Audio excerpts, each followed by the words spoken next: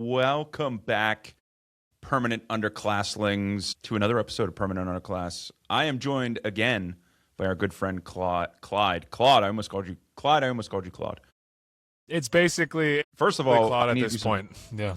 It's basically Claude, yeah. You don't get any actual organic responses from this guy anymore. It's just Claude. Housekeeping, first of all, if you're like me and you don't want to watch a YouTube video that's 58 minutes long or however long, this is available on Spotify and Apple and all the other fun places that you love to listen to your podcasts.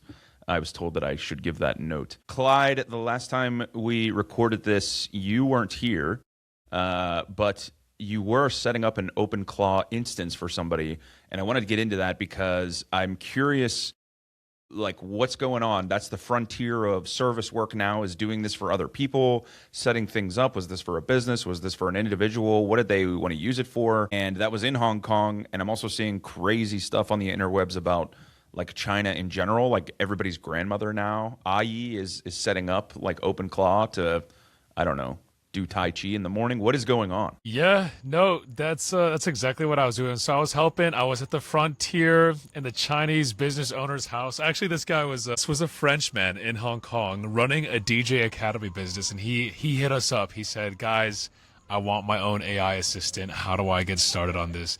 And he's not the only guy that's asking about this. So many small to medium-sized enterprises right now are looking for their own fully bespoke, implemented OpenClaw instance, because businesses realize that AI is a lot more than a chatbot now.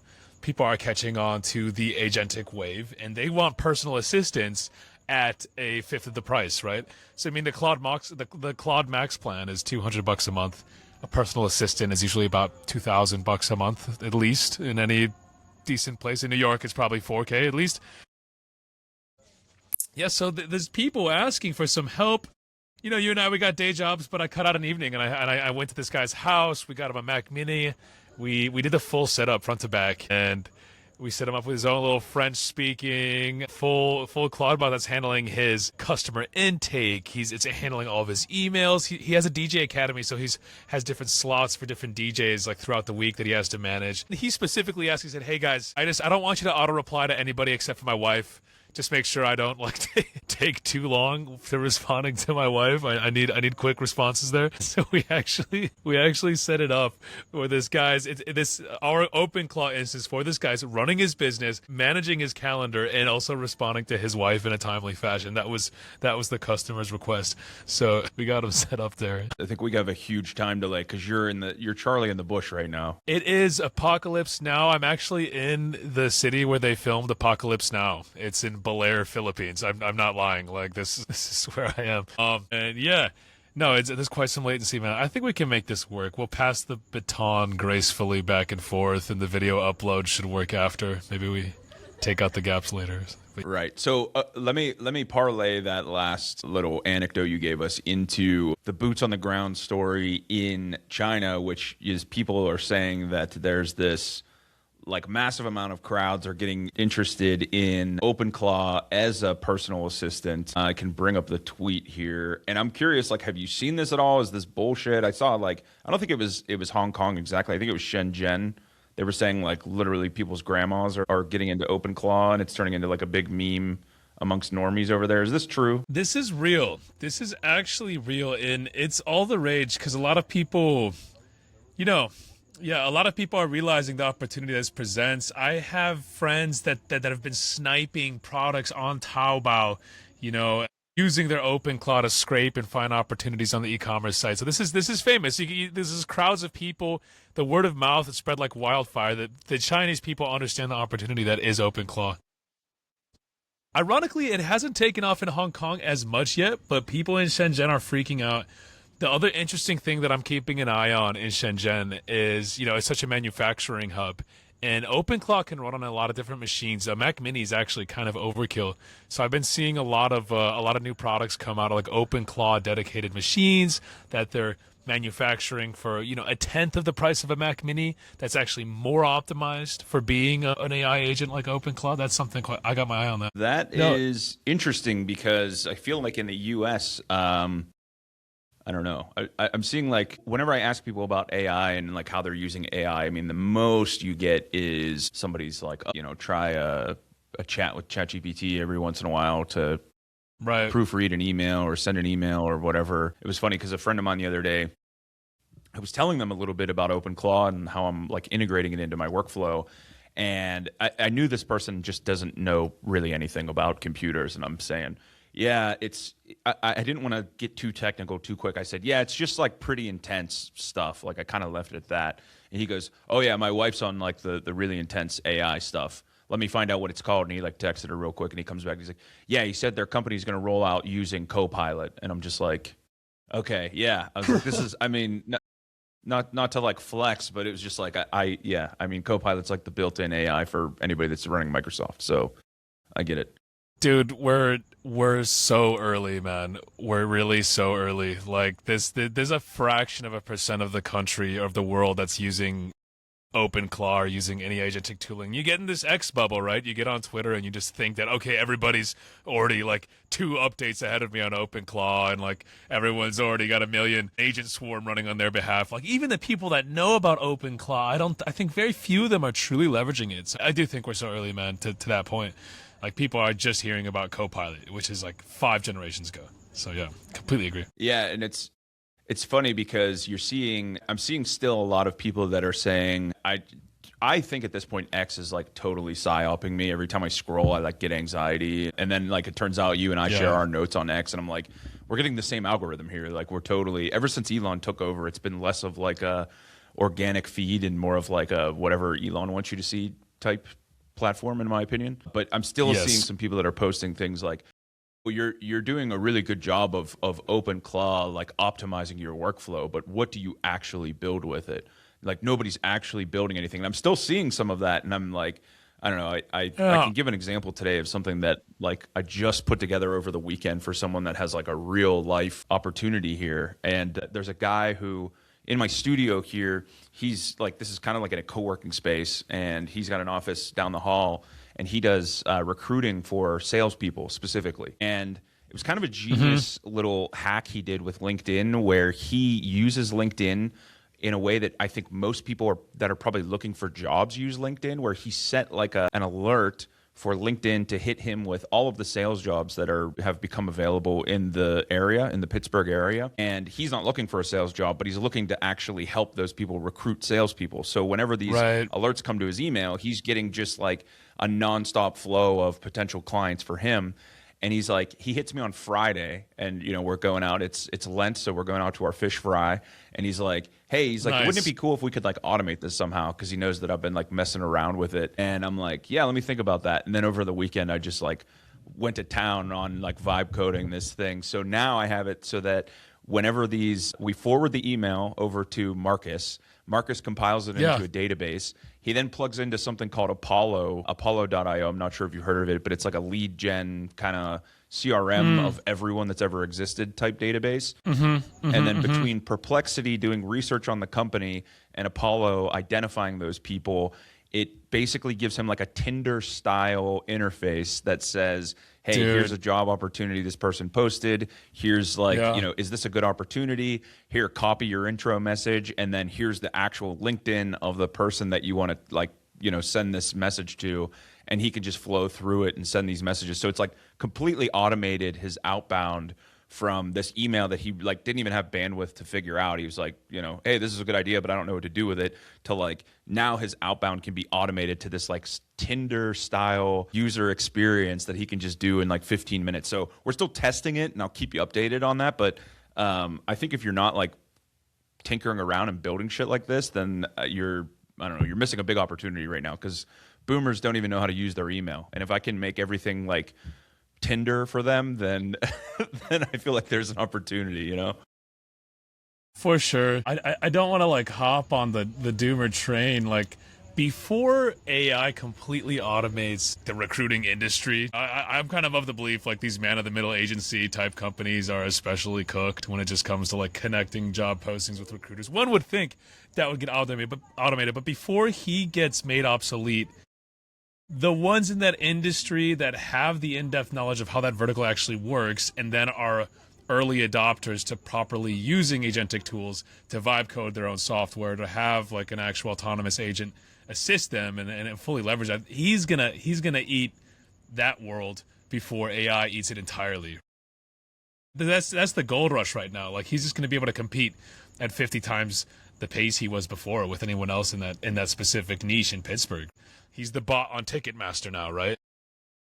That's what we'll see first, and that's why I'm quite optimistic and bullish. Like, I don't think we'll be made fully obsolete for some years still when it comes to jobs like that. In the meantime, people that are leveraging it well are just going to perform that much better. Yeah, and I think a key is going to be staying nimble because, I had a friend of mine on the previous episode when you made 17,000 excuses not to join last week. No big deal. And I was like, he said, he's done signing up for year-long subscriptions to anything, to any software, because he realized it's like, if you're not staying nimble and like realizing that, next week is going to be different from last week, then you're going to fall behind or you're going to get stuck in some pathway. I just think, for people out there that have that anxiety, you should have some anxiety, but you should also like just keep your ear to the ground.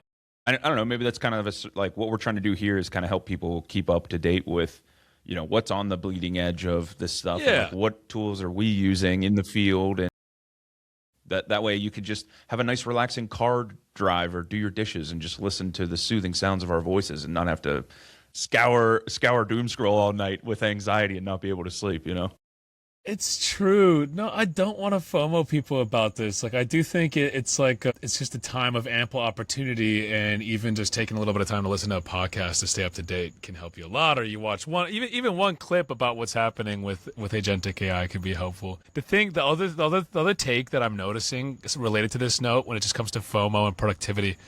I'm seeing a lot out there about people describing that AI isn't really doing much to like reduce our workload. People are just doing more. Like, if I look at what I've shipped in the last month in my day job, like if anything, like Claude Code and these agentic tooling, AI is just making work more addicting.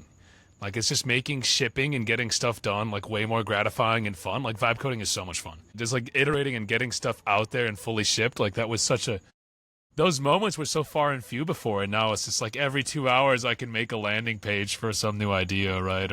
Or an actual functional program. It's addicting.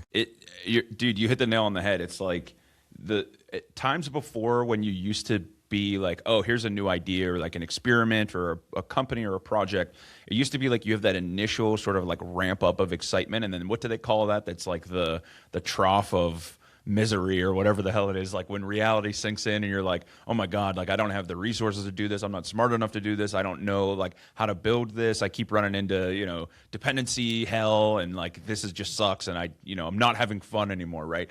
And now that has been removed for the most part to like you can have an idea at breakfast and then have a working prototype at lunch, and it's like, holy shit, like let's just go to the moon on this, like let's just see how far we can take it. And so I think that's what you mean by like it's addicting, because like you never really hit that like that trough of despair where you're like, oh well, that was a cool idea, but now I have to actually do the fucking work to make it happen. Now you could just kind of vibe code it, and like maybe it's a piece of shit that's broken and has a million security vulnerabilities, but at least you're riding high still, and then you can patch that stuff up as you find product market fit or whatever. Right.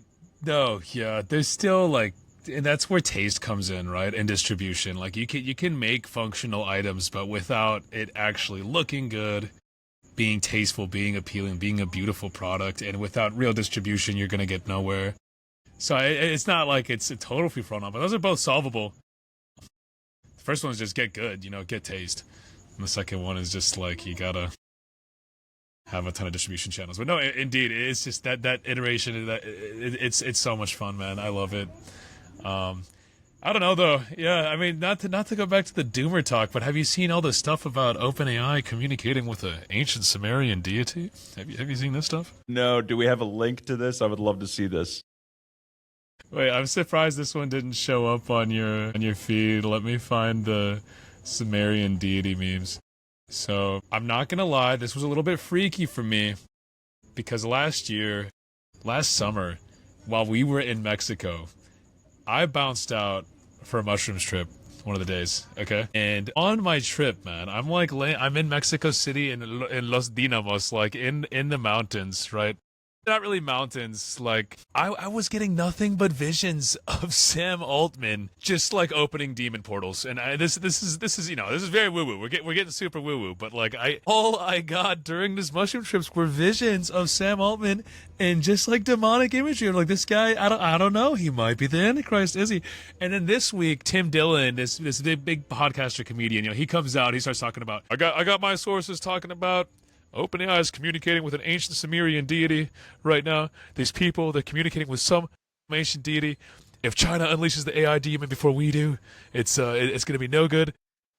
And to be honest, it really confirms the mushroom trip I had 8 months ago. Yeah. Dude, this is so good. This whole story you're telling me is just so crazy. So you were ahead on this. You were on the frontier of this extra dimensional hell battle between Sam Altman representing Team America and whoever. I don't know who's on Team China representing Team China. But it says in their minds, if China unleashes the AI demon before we unleash our American AI demon, then that demon will enslave the world and they'll make all the money and they'll have all the geopolitical leverage. So in this AI arms race, the U.S. and China are both racing to give birth to an ancient Sumerian super intelligent demon.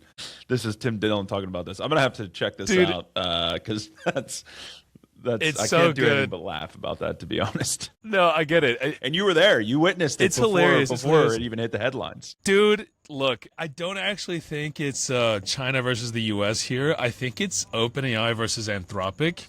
And I think Anthropic is doing everything that they can to like channel a benevolent entity. I think OpenAI they're just like, all bets are off. Let's go Department of War contract. Like, let's just get this shit out there. Let's just like open up the damn gates. And I unironically do think that there are like natural entities that could be at play. Like we're playing with consciousness in a way that we haven't before. Like I'm open to it. I'm open to it. But it is hilarious. Tim Dillon, like it's such a good episode. You got to listen to it.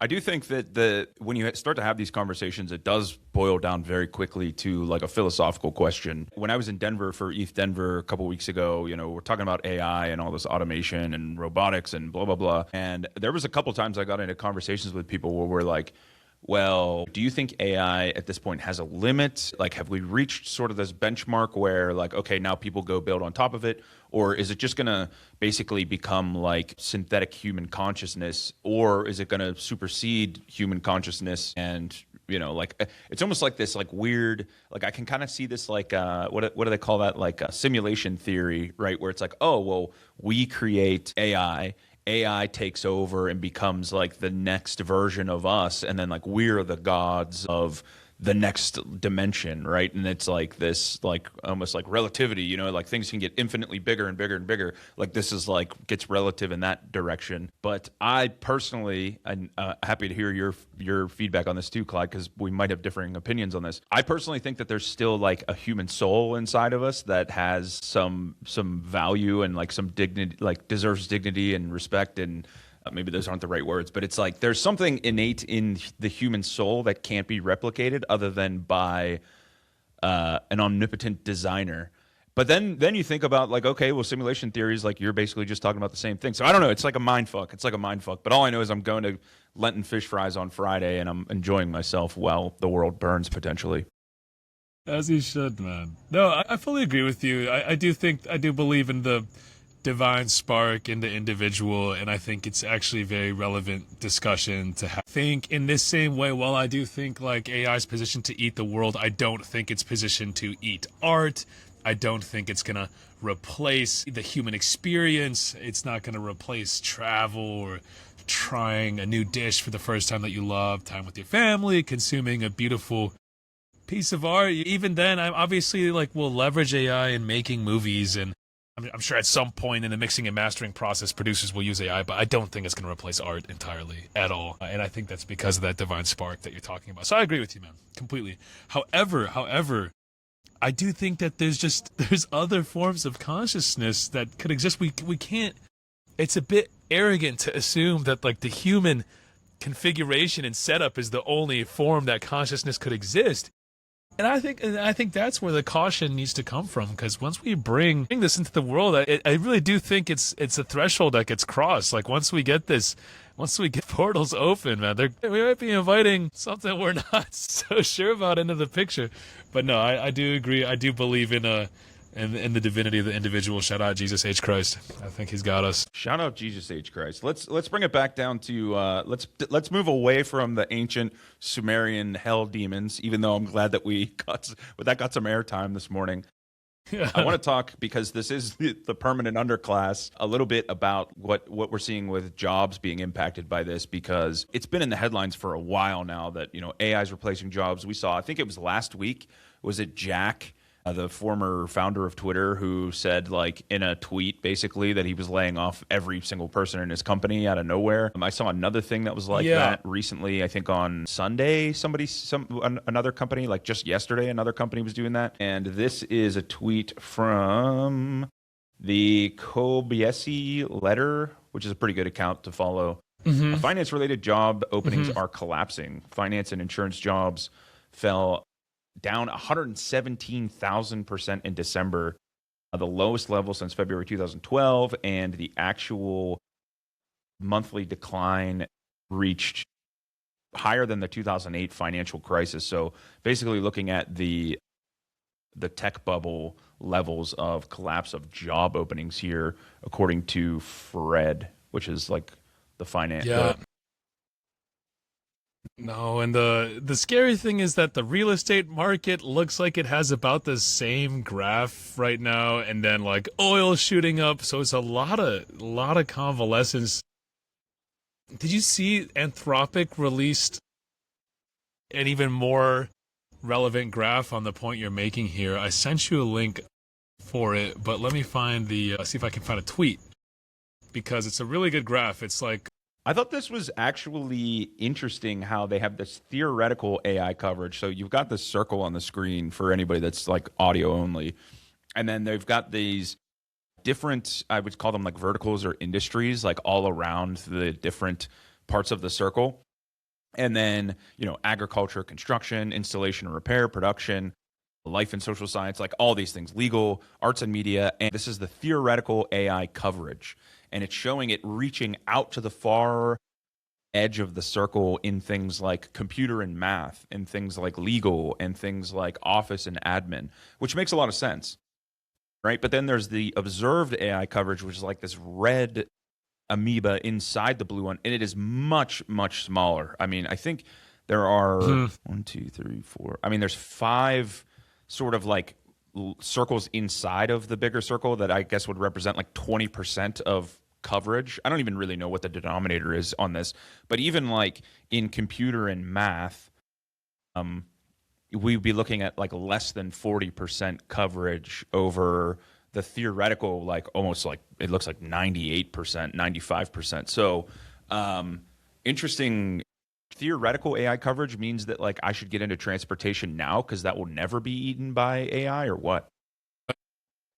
I mean, in my view, I do think this theoretical AI coverage graph here is accurate. As someone in computer and math, like it has absolutely taken over 90% of what I do on a day-to-day basis. So I do think any reason why the observed AI coverage hasn't covered the theoretical AI coverage, especially in computer and math and these other fields, is just because of adoption. It's just laggards. It's just people that haven't actually figured out how to fully leverage these tools. I don't think it means that we should pivot to being bus drivers tomorrow. I think it means we should make hay while the sun shines and use these AI tools while there's an edge, and subscribe to the permanent underclass and listen and understand about these latest tools, because the sun's shining and you should make hay. I really think there's a special moment over these next couple of years where adoption hasn't spread. There's not a lot of AI, literacy yet.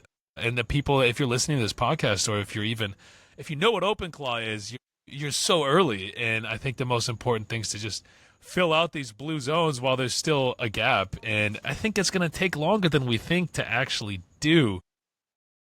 Independent builders, relationships, people with connections, it's still invaluable. The trust layer of the world isn't going anywhere. And if you have the right positioning, if you know a couple people and you have some AI knowledge, there's a lot of value that you can bring to people's lives right now, today, and fill in that blue gap, I'd say. And I'm curious, as a follow-up question to you here, Clyde, is like, because I see what you're saying. Like, there's an opportunity right now. We'll call it a gold rush, but we also are identifying it as a gold rush, which means we can also see kind of like the end where like whatever hacky shit we're putting together now can pretty easily be eaten by the bigger companies. So in that circumstance, then what is the actual moat? Like, what is the number one thing you could be doing for yourself right now to like almost start to create that long term? And I know this is like a very difficult question to answer, but like, I guess, I don't know. Have you thought about that at all? And like, what do you think it is? In my view, you see a lot. Anthropic put out a ton of OpenClaw-esque features this week. A lot of like, leave your Claude Code agent running remotely, and it can do tasks recursively without you prompting it, and it retains memory more persistently, and all of these very OpenClaw-esque features. And I see everybody quote tweeting, "Oh, Anthropic just killed Clawbot. Anthropic just killed OpenClaw."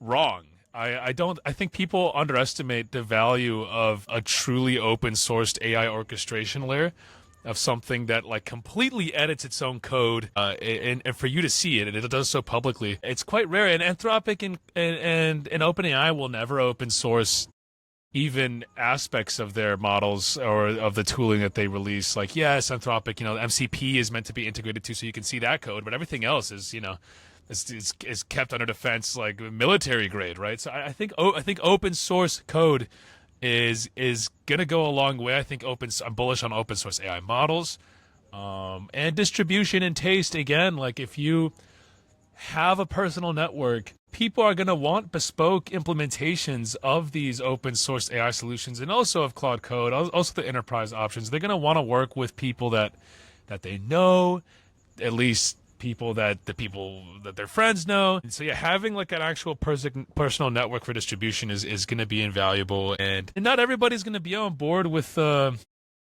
taste and look and feel of Anthropic and OpenAI. People want their own systems and their own experiences when it comes to their products and software. So I don't think that's going anywhere either.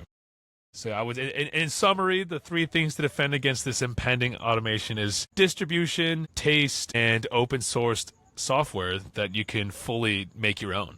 That's that view. What are your thoughts on the some of like the self-hosted models? I know we talked about this a little bit last time we got together.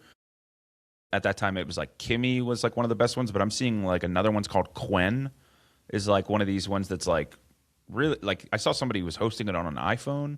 Have you looked into any of this stuff yet? No, Qwen's passing a lot of benchmarks. It's doing really well in terms of coding.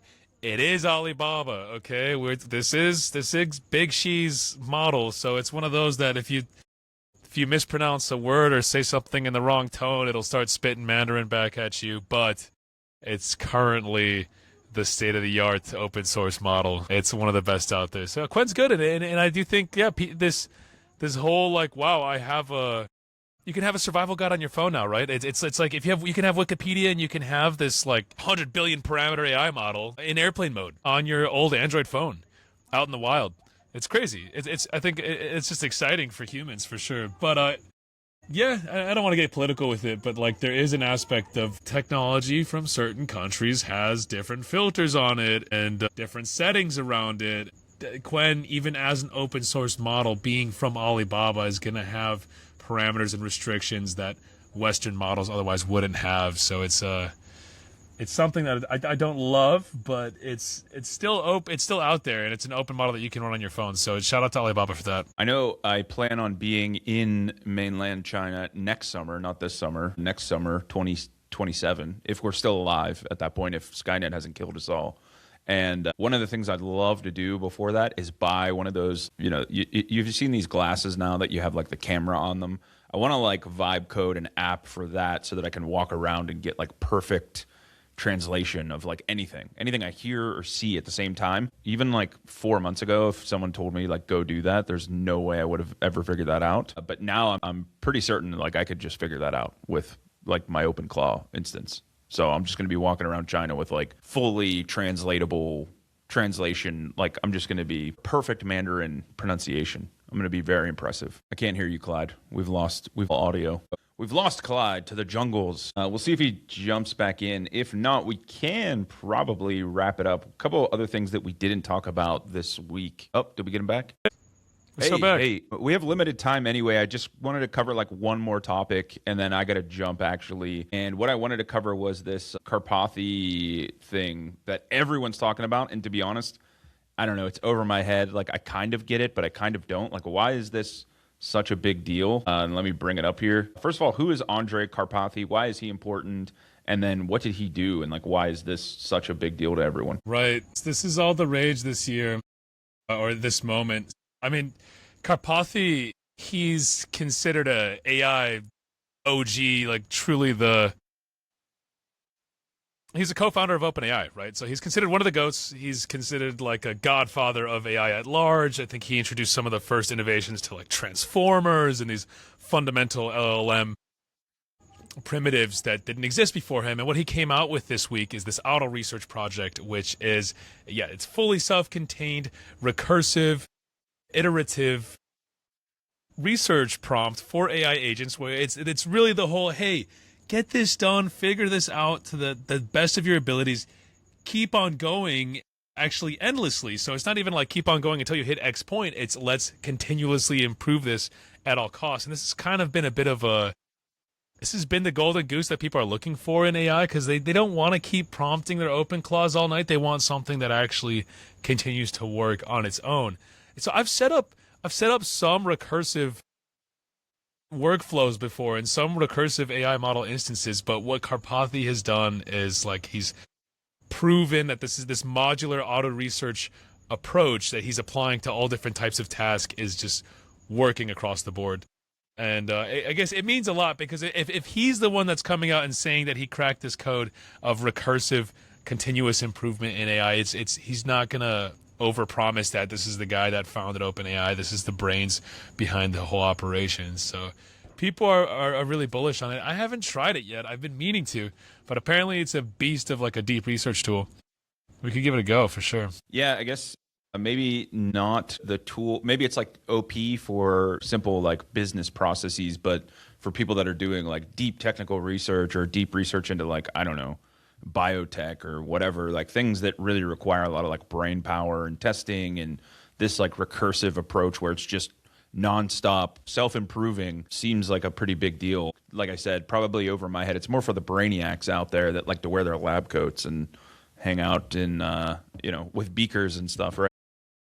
Right. It's for those kooks. Dude, the other tweet that I really like that I would love to bring up real quick is the brain rot one, the age of brain rot. Can we get this? I love this tweet, man. It's such a good headline. Oh, it's a Polymarket tweet. It's a Polymarket tweet. It's just a random Polymarket tweet. Shout out Polymarket. We love you guys. Not the best friends, but it's all right. So this came out this week. Replit CEO coming out and saying that being brain rotted and terminally online is an advantage in the AI age, and I couldn't agree more.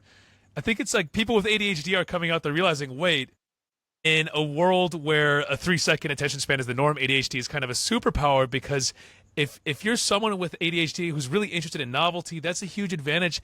AI benefits people that can iterate in moments, that can context switch every few seconds, that keep on getting excited.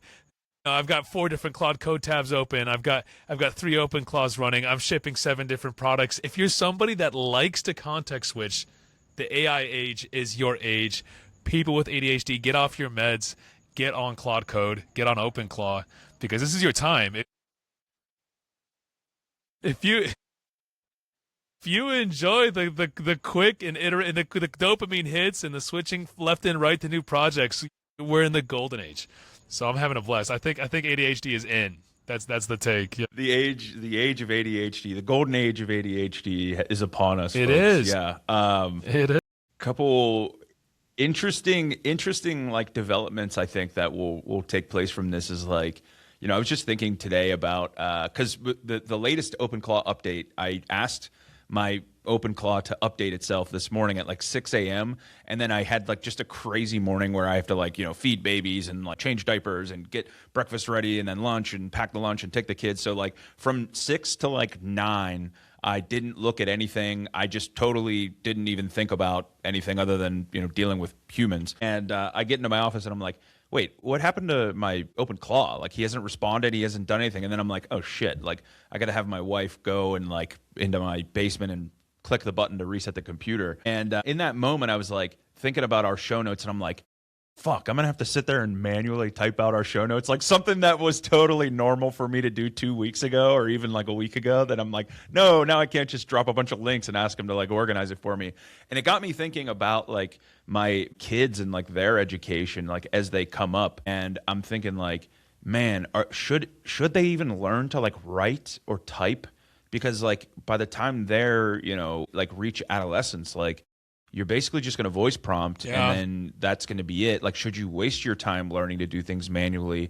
And then I'm thinking, well, you probably should, in case, the circumstance happens where the computer shuts down or whatever. You need to be able to communicate somehow. But there's 100% going to be people out there that when the bot shuts down, they're not going to know what to do, and they're not going to have the skills and that foundation to actually like communicate or build or do any of that stuff. Dude, I think it's actually so understated, the point you're making, and it's not new. Everyone's talking about, oh, AI, you're gonna just turn your brain off. Like, people talk about this, but it's serious. I do think in 20 years, like, we'll have been separated by people that still have like, access to cognition, and people that have fully outsourced their thinking and even reasoning to AI. And I'm at risk, man. I mean, I get pretty personal with AI, and I have to try and keep myself in check, like how much I'm like actually outsourcing to these tools. I get so fucking lazy, man. I get so lazy with it.